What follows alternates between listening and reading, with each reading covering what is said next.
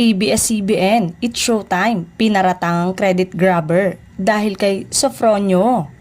Usap-usapan ng banat ng isang ex-user laban sa ABS-CBN at noontime show na It's Showtime matapos tanghaling kauna-unahang Pinoy na nanalong winner sa The Voice USA, si Sofronio Vasquez. Matatanda ang bago ang The Voice stint ngayong 2024 ay naging finalist muna si Sofronio sa tawag ng tanghalan ng It's Showtime noong 2019 at hinirang na third runner-up.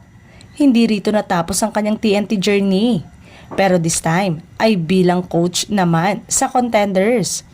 Sa anunsyo nga ng pagkapanalo ni Sofronio sa The Voice sa team ni Michael Bublé, ay nagpahatid na ng pagbati para sa kanya ng buong Showtime family sa pangunguna ng host nito. Isang netizen naman ang nambara sa Showtime.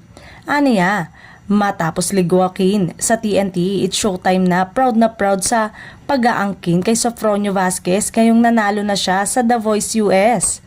Komento ng madla, mahusay talaga credit grabbing ang ABS-CBN kahit noon pa man. Ang daming magaling na singer sa Pinas. Anong gusto mo? Gusto mo?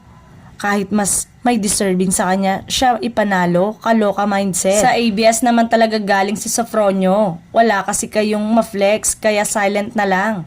Samantala, wala pang reaksyon, tugon o pahayag ang kampo ng Showtime at ABS-CBN tungkol dito.